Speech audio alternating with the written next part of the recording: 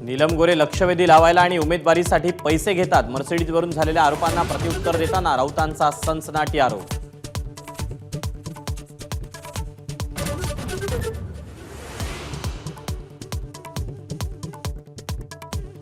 नीलम गोरेंचं वक्तव्य मूर्खपणाचं, संजय राऊतांच्या भूमिकेला समर्थन देताना शरद पवारांची प्रतिक्रिया.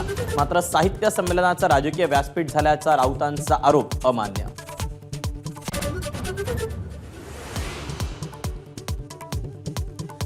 साहित्य संमेलनात बोलताना काही मर्यादा पाळाव्यात, मुख्यमंत्र्यांनी टोचले नीलम गोऱ्हेंचे कान. साहित्यिकांनाही पार्टी लाईनवर कमेंट करणं योग्य नसल्याची फडणवीसांची टिप्पणी.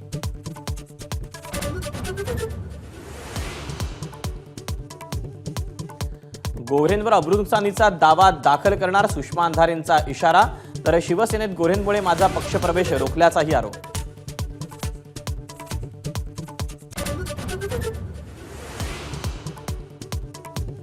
विधानसभा उमेदवारीसाठी नीलम गोऱ्हेंनी पैसे घेतले, नाशिकचे माजी महापौर विनायक पांडेंचा आरोप. तर वारंवार डिवचलं तर सर्व काही बाहेर येईल, किशोर तिवारींचाही इशारा.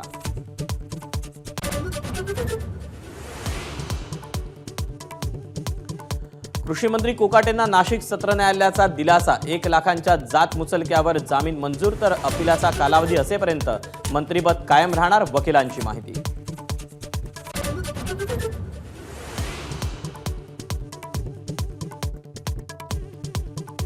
एकनाथ शिंदेंच्या ठाण्यात मंत्री गणेश नाईकांचा जनता दरबार. तर दरबारी राजकारण म्हणत शिंदेंच्या शिवसेनेचा नाईकांवर हल्लाबोल.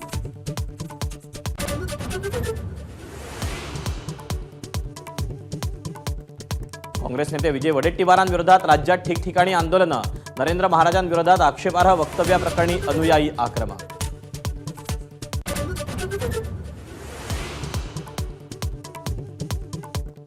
सुप्रीम कोर्टात महापालिका निवडणुकांसंबंधी उद्या सुनावणी. 3 वर्षांपासून रखडलेल्या मनपा आणि जिल्हा परिषदेच्या निवडणुकांचा मार्ग मोकळा होण्याची शक्यता.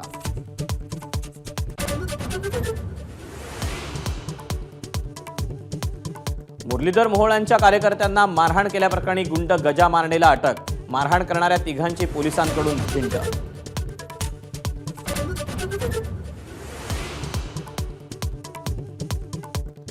महाकुंभमेळ्यात उपमुख्यमंत्री एकनाथ शिंदेंचं शिवसेनेचे नेते पंकजा मुंडे, अभिनेता अक्षय कुमार, IPS विश्वास नांगरे पाटलांचं पवित्र स्नान. 3 दिवसांनी महाकुंभचा समारोप.